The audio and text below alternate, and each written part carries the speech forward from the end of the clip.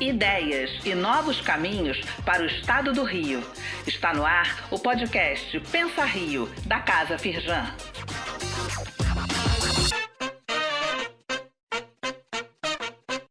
Olá, bem-vindos ao Pensa Rio. Eu sou Natane Borges, especialista de ambientes de inovação da Firjan, e alterno ao lado da Júlia Zardo a apresentação desse podcast com debates entre academia, sociedade civil, empresas e governo. A ideia aqui é ouvir especialistas, pensadores, empresários, técnicos e gestores públicos para que possamos traçar novos caminhos e alternativas para o desenvolvimento do Rio. E com a gente na condução dessas conversas também está José Luiz Alqueres, que é o presidente do Conselho Estratégico da Casa Firjan, que nos acompanha na curadoria dos convidados e também na discussão sobre os assuntos tratados. Hoje a gente traz aqui para o Pensa Rio o tema oportunidades e desafios do lixo, como cada um pode ajudar a gestão de resíduos da sua cidade. E para isso nós trouxemos o José Henrique Penido, professor, pesquisador e engenheiro especialista da Companhia Municipal de Limpeza Urbana, a Conlurb. Então, o Penido, com a sua experiência de mais de 4 décadas à frente de uma pauta tão fundamental para o futuro do meio ambiente e da sociedade, vai refletir sobre as soluções, os desafios, que a gente sabe que não são poucos, e também sobre as oportunidades de negócio relacionadas não só ao lixo seco e aquele que a gente produz em casa, mas também ao lixo orgânico, tudo isso para o desenvolvimento da cidade. Sejam todos muito bem-vindos e para a gente começar esse debate, como de costume, eu passo a palavra para você, Alqueres. Muito obrigado, Natane. Muito obrigado, Zé Henrique Penido, pela sua disponibilidade em compartilhar a sua experiência aqui nesse podcast da Casa Firjan. O tema hoje, para quem está nos assistindo, é um tema muito interessante, porque é uma dessas coisas que, ao longo das últimas décadas, foi se transformando realmente de um grande problema, que é a disposição do lixo, do resíduo urbano, que sempre é visto assim como uma sujeira, algo que atrapalha, para a transformação disso em algo que tem um conteúdo econômico e que pode ensejar oportunidades de desenvolvimento de negócios, ao mesmo tempo que resolve os problemas decorrentes da sua disposição. Com a urbanização do mundo, e particularmente o Brasil é um país altamente urbanizado, a população vivendo de forma concentrada, os volumes de lixo passaram a ser enormes. E as cidades, então, se viram frente a como se livrar disso. Antigamente, o Rio de Janeiro havia ali chamava-se a Ilha de Sapucaí. A gente passava ali pela Avenida Brasil, via aquele cheiro horroroso, os urubus. Mas hoje não é só isso. Você tem o lixo hospitalar, você tem o lixo industrial, você tem o resíduo sólido das indústrias. E cada um desses tem uma possível destinação. E para falar sobre isso, nós trouxemos o Penido, que conhece muito o assunto, mas que também expande essa noção de vamos tratar o lixo para também vamos entender o lixo como um aspecto dessa economia circular, dessa reciclagem dos materiais que hoje a indústria toda já começa a se planejar para o que ela fornece seja depois de uma maneira mais inteligente, mais fácil, mais econômica, passível de utilização. Mas eu queria dar, então, boa tarde, Penido, e pedir para você botar a bola em campo aí. Ok, Alqueres, muito obrigado pelo convite. Natane, é um prazer estar aqui com vocês para fazer das coisas que eu mais gosto, falar sobre lixo, no bom sentido, é claro. Há 45 anos que eu estou no lixo, também no bom sentido, e a cada dia eu me renovo tratando desse assunto. E eu queria começar dizendo que lixo é um problema. ainda não é uma solução. Um dos meus sonhos é que lixo um dia seja uma commodity. A gente está trabalhando para isso. Em alguns casos, algumas frações do lixo já se pode chamar de commodity. Mas ele é um grande problema, é um problema sempre da responsabilidade das administrações municipais, e assim é em praticamente todo mundo, e que tem que ser resolvido porque um dos princípios, né, daqueles 5 objetivos, os famosos 5 R's, reduzir, reciclar, reutilizar, etc., o primeiro, que é o reduzir, dificilmente vai ser alcançado em sociedades capitalistas como a nossa, sem qualquer juízo de valor, mas são sociedades que têm como princípio basilar o consumo. Então, se você admitir no limite, vamos reduzir, não vamos produzir mais lixo, então vamos parar a produção de todos os bens que a gente consome, e assim o mundo para também, que as florestas não vão conseguir hospedar todos os 8 bilhões de habitantes da Terra. Então, nós vamos conviver durante muito tempo com muita produção de lixo, de resíduos. Nós estamos falando, evidentemente, só de resíduos sólidos. Então, qual é o papel do município nisso? É gerir esse problema da forma mais econômica possível, de uma maneira que o contribuinte sofra menos. E aí, eu acho que foi em cima disso que começaram a desenvolver formas de aproveitamento de frações do lixo. O lixo, basicamente, o que é o lixo urbano? Ele é constituído de matéria orgânica, uma parte dessa matéria orgânica é de rápida decomposição, como resto de fruta, resto de cozinha, etc., e materiais outros diversos. O lixo tem de tudo. Aí tem uma fração que a gente chama de potencialmente reciclável, que são plásticos, metais, papel, papelão, vidros, e que podem voltar, dentro do conceito da economia circular, voltar ao setor produtivo, virar novos produtos, etc. Mas é uma fração menor, uma fração que custa muito dinheiro voltar ao ciclo produtivo e tem um balanço ambiental também questionável. Você imagina uma garrafa de PET, de um refrigerante, que eu separo na minha casa, tem que vir um caminhão aqui buscar, vai levar para uma cooperativa, misturado com papel, com metais, etc. Essa cooperativa tem os catadores que vão fazer a segregação desses materiais por tipo de produto, vão embalá-los em fardos, vão colocar num caminhão que vai levar para um intermediário. Esse intermediário vai juntar com mais materiais que ele tem lá acumulado e, finalmente, vai levar para uma indústria. Olha o transporte que está sendo envolvido em todo esse processo. Vai levar para uma indústria.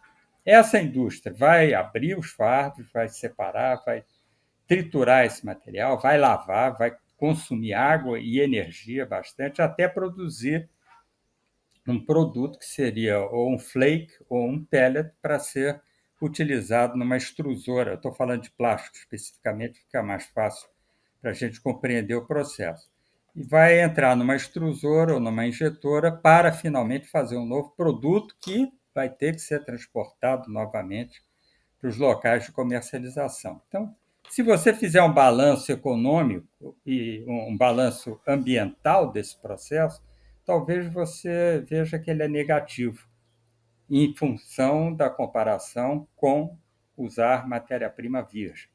Mas, enfim, tem grandes benefícios a reciclagem, especialmente a geração de emprego e a sensibilização da população em relação ao que deve fazer com o lixo. Quando eu entrei na Conlur, em 1977, para trabalhar na usina de reciclagem de Irajá, era a primeira daqui do Rio de Janeiro que tinha esse objetivo de recuperar materiais do lixo, eu fiquei encantado com a quantidade, a diversidade de indústrias, pequenas indústrias, que aproveitavam o vidro, o papel, o papelão, o trapo de pano, metais, alumínio, fábrica de panela ali na Avenida Brasil, ao lado da Avenida Brasil. Eu visitei indústrias de uma criatividade extraordinária, visitei fábricas de vidro pequenas que pareciam até fábricas em Murano. Tal habilidade das pessoas em sopro, fazer lustres por sopro. Era espetacular. Acabaram todas, todas. Era uma atividade econômica forte, empregava muita gente, vou dizer, em condições não muito assim, agradáveis e desejáveis para os empregados, mas era uma coisa que poderia ser melhorada. O que acontece é que esses materiais foram sendo comprados por grandes empresas. O vidro agora está em poucas mãos, né? A fabricação de embalagens de vidro, o plástico idem, o papel e papelão também, várias fábricas de papel fecharam aqui no estado. Isso é uma pena, porque reduziu muito essa atividade econômica, que é, de fato, a reciclagem. Reciclagem não é o que nós fazemos de separar em casa o material. Reciclagem é a transformação do produto numa nova matéria-prima que possa entrar no ciclo econômico. E essa atividade, que era riquíssima e fortíssima aqui no nosso estado, infelizmente, declinou. Mas isso eu estou falando de reciclagem, que é uma fração, digamos, de 20% do nosso lixo de cada dia.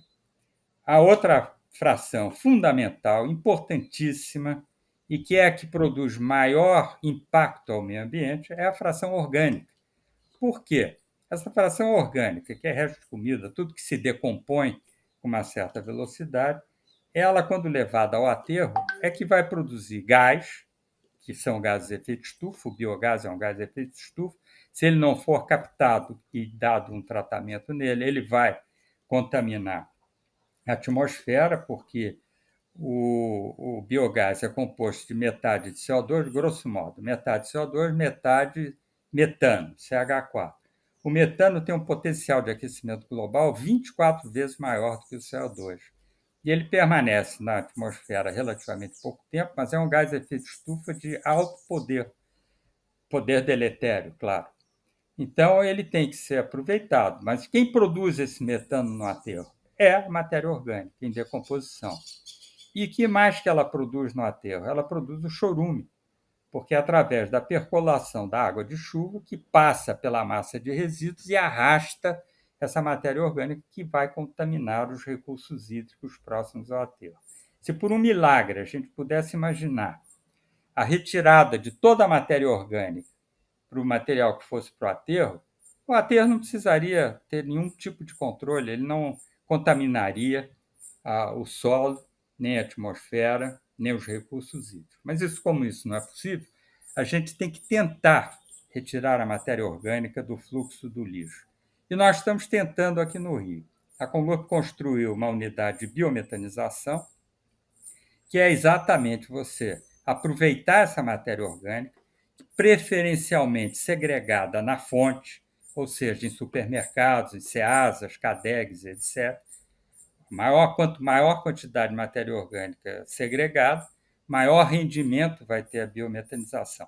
A biometanização é um sistema relativamente simples, são túneis de 15 metros de profundidade, 4 de largura, 4 de altura, em que você coloca o lixo lá dentro, fecha a porta hermética e inicia uma decomposição que nós chamamos anaeróbia, em ausência de oxigênio, que vai produzir, como no aterro, vai produzir biogás. Esse biogás ele pode ser depurado e deve ser depurado, extraído o CO2 dele, para se ter o biometano, que é um gás também, é como se agregar valor ao reciclado. Tira o CO2, ele fica um gás com um valor muito mais alto e que pode ser usado em veículos, por exemplo, substituindo combustíveis de origem fóssil. Agora, Penedo, um outro ponto dentro disso que você colocou até na sua exposição, me pareceu interessante, é que se nós conseguíssemos uma certa descentralização desses núcleos para evitar essa logística de transporte de lá para cá e tal, seria, vamos dizer, se a gente tivesse em algum canto, ali em torno de Copacabana, Ipanema, Leblon, Gávea, Humaitá, Botafogo, tivesse em algum canto ali um grande edifício, uma grande concentração de um espaço que evitasse essa história de carregar o caminhão, mandar para não sei aonde, lavar, mandar para não sei aonde. Eu acho que a logística dessa reciclagem vai ter um papel muito importante na competitividade, né? Como é que isso está sendo pensado? Olha, Alqueires, essa experiência já houve em Copacabana, nós tínhamos cooperativas, que no fundo a cooperativa é um ponto de encontro desse material e de acumulação. A reação da população é determinante, você não vai conseguir. Tem o fenômeno NIMBY, né, que é Not in My Backyard, e ninguém quer lixo próximo, nem reciclagem, nem coisa nenhuma. E eu diria que o que a gente tem que criar é um aumento na reciclagem, com estímulos às cooperativas, agregar valor nas cooperativas para que elas não fiquem.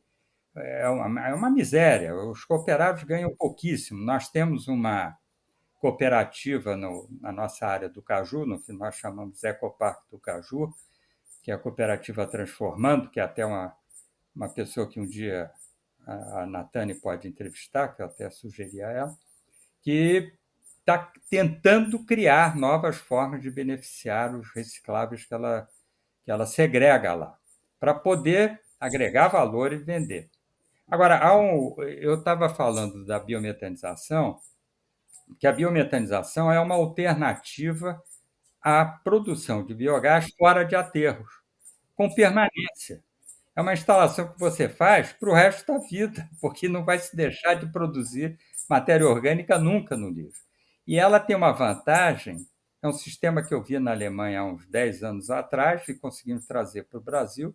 É uma planta piloto de 20 toneladas dia, que é muito pouco, mas ela é muito interessante. Foi construída quer dizer, para a Conlurb, com recursos não retornáveis do BNDES, para ser uma planta piloto que fornecesse dados para que a gente pudesse ampliar esse tipo de tratamento da matéria orgânica. Mas, além disso, tem uma coisa importante.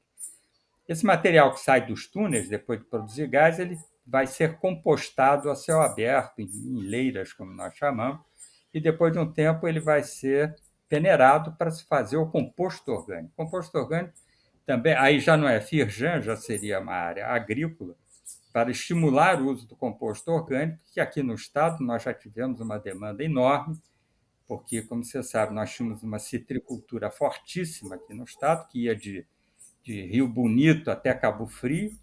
Temos ainda café no Norte Fluminense, Natividade, Varriçai, que são grandes usuários de composto orgânico, que é um produto sensacional.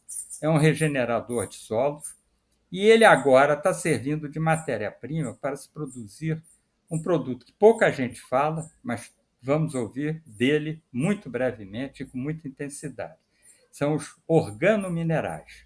É um composto orgânico enriquecido com fertilizantes químicos que, mais uma vez, dizendo que alguma coisa, a infelicidade traz um benefício, a guerra da Ucrânia ela fez com que houvesse uma pouco fornecimento, que caísse muito fornecimento de fertilizantes químicos. O organomineral é justamente um material que você usa na agricultura para poupar fertilizante químico, porque ele misturado com composto orgânico passa a ser uma quantidade muito menor de fertilizante químico que fica, digamos, armazenado nesse composto orgânico e é liberado lentamente para as plantas e para as culturas. Então, está crescendo, o mercado está crescendo cerca de 20% ao ano, pouca gente está se dando conta disso, e isso faz com que a gente tenha uma política de indução da compostagem aqui no estado, que está sendo liderado pela Conlurb, com pequenas companhias e pequenas empresas que fazem compostagem.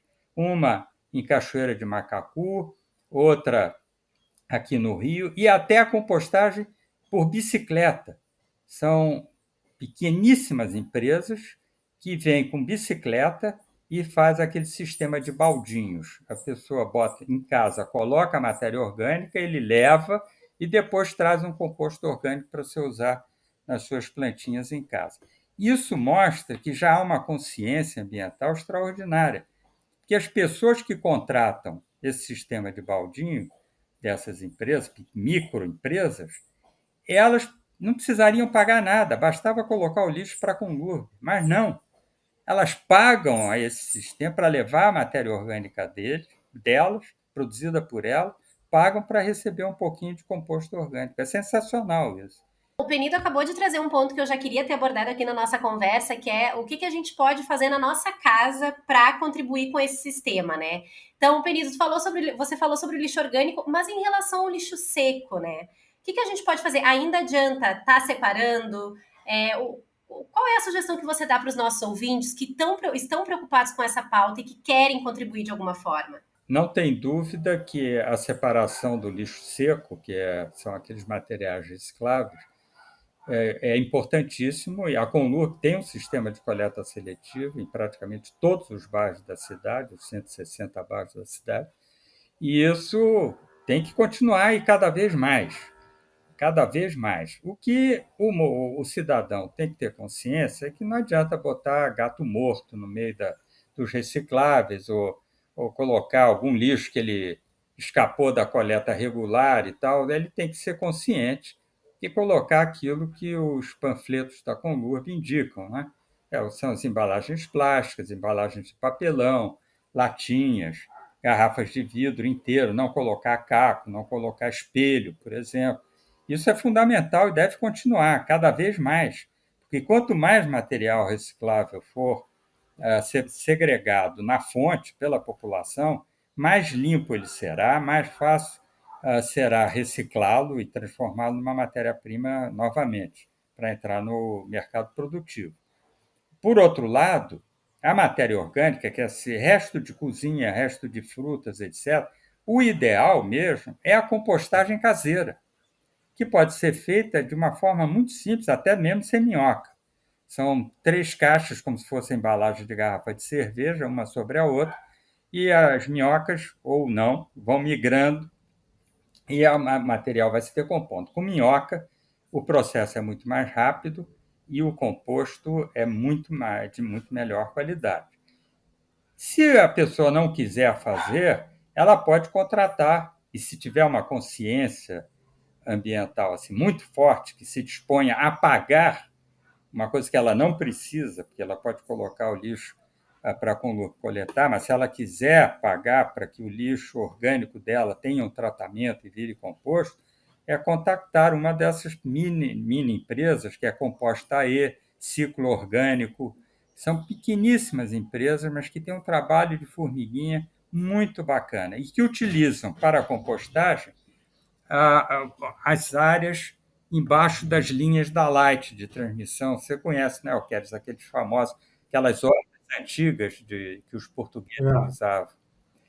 Servidões. Aquelas servidões que eles utilizam para fazer a compostagem.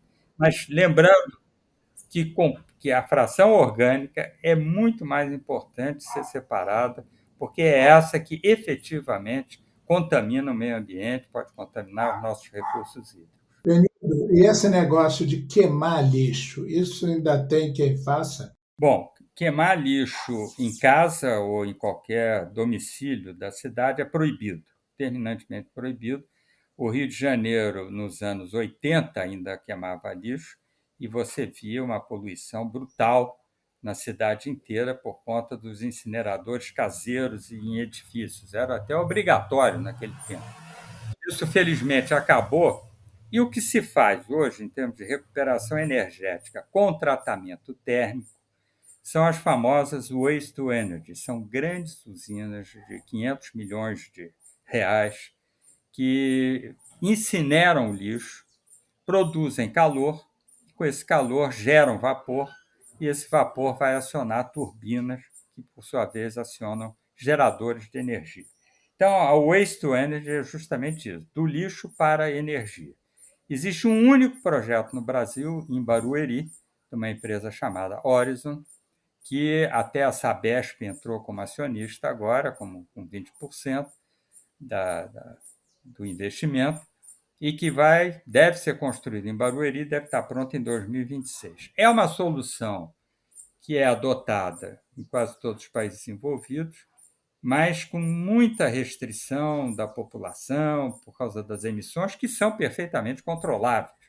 Mas há um preconceito grande. Agora, existe uma outra coisa que eu estou com muita esperança, que é um gaseificador de pequeno porte, porque essas grandes instalações são para 1.000 toneladas, 600 toneladas mínimo por dia, ou seja, só para grandes cidades. Já um gaseificador que está sendo desenvolvido por um professor da Universidade Federal do Paraná, foi desenvolvido já há 12 anos, e é para pequena quantidade de lixo, para cidades de médio porte. Ele faz, basicamente, um tratamento térmico, você tem o início pirólise, gaseificação, combustão dos gases, geração de vapor, turbina e gerador. Isso está sendo terminada a primeira instalação na cidade de Mafra, no Paraná. Eu estou com muita esperança de que funcione bem, eu tenho acompanhado a construção e o processo de desenvolvimento, e vai servir, se for economicamente viável e tecnicamente confiável, vai servir para a cidade de médio porte para a geração de energia. Mas tudo depende no lixo da equação econômica, que, como eu disse desde o início, lixo é um problema e custa caro. A habilidade do município é tratar o lixo, gerir o lixo, que custe o menos possível para a população. E essas formas é que a gente vai pesquisando para encontrar o caminho que dê o melhor benefício. Eu queria agradecer muito, dar a palavra ao Penedo, e com profundo agradecimento da Casa Firjan e nosso, não é, Natânia, pela sua inestimável colaboração, que eu tenho certeza que vai despertar em muita gente um interesse, porque o que você trouxe é o seguinte: é possível, está na hora, vamos nos mexer. Só complementar, eu acho muito legal também que o Penido trouxe um tema que nos é muito caro, que é a inovação também, né? Inovação para solucionar o problema do lixo. Então, muito bacana. Eu acho que a gente encerra realmente com boas perspectivas. Olha, eu tenho o maior prazer em falar sobre isso e ver que há perspectivas ainda, muitas, para a gente pesquisar, inovar e buscar soluções economicamente viáveis, tecnicamente possíveis e socialmente justas. Isso é fundamental. Acho que esse tripé, quando se busca novas soluções para o lixo, é fundamental. Mas, como curiosidade, Alqueres, a gente estava falando das petroleiras, eu vou sair daqui desse podcast e vou para o Caju, para o nosso Ecopark, para receber uma missão da Total, que, como você sabe, é a empresa francesa petrolífera muito grande e que está com interesse de investir em soluções renováveis. E vamos lá mostrar a eles a biometanização. Isso mostra que o lixo tem boas perspectivas aí pela frente e nós vamos continuar. Bom, eu estou há 45 anos, não sei se aguento mais 45 anos no lixo, mas vou continuar tentando, quem sabe mais uns 5 ou 10. Certamente aguentará mais do que isso e num momento muito promissor. Eu acabei de escrever agora, estou editando, está a ser lançado no início do ano que vem, um livro sobre a história da ciência, mas que, se eu pudesse botar como síntese, a coisa é a seguinte: desde que o homem passou a se estabelecer em pequenos aglomerados, 10.000 anos atrás, se você calcular uma geração 20 anos, hoje é mais, mas antigamente as pessoas morriam aos 35, 40 anos. Então, se você pegar isso, são 500 gerações destruindo o meio ambiente, sem nenhuma cerimônia. E nós temos agora a responsabilidade de, nos próximos 20 anos, não só parar de destruir, como começar a restaurar as condições ambientais em benefício dos nossos filhos, netos e bisnetos. Então, Penedo, o que você trouxe para esse novo momento é uma ciência, é a importância de uma ciência que levou o homem à Lua, que criou usinas nucleares, que criou avanços fantásticos na medicina, se voltar para esse negócio que é o mais básico dos básicos, que é fazer com que tudo que nós, de alguma maneira, no dia a dia produzimos, seja revertido em benefício da sustentabilidade do nosso planeta. Bom, gente, eu queria agradecer muito a presença de vocês, e esse foi mais um episódio do Pensa Rio, dessa vez com a pauta Oportunidades e Desafios do Lixo, como a sociedade pode ajudar na gestão de resíduos da cidade. Lembrando que daqui 15 dias a gente retoma o assunto lixo e ouve a experiência de uma cooperativa de catadores situada aqui na Zona Norte do Rio de Janeiro. E a gente também sempre recebe perguntas, críticas e sugestões para o podcast. Então, se você tem algum tema, pode enviar para casafirjan@firjan.com.br com o assunto Pensa Rio, ou ainda acessar o Instagram @casafirjan, onde você pode conferir toda a agenda de conteúdos da casa. Aí também não deixa de seguir ou favoritar esse programa aqui no seu agregador de podcast. Muito obrigada e até a próxima edição.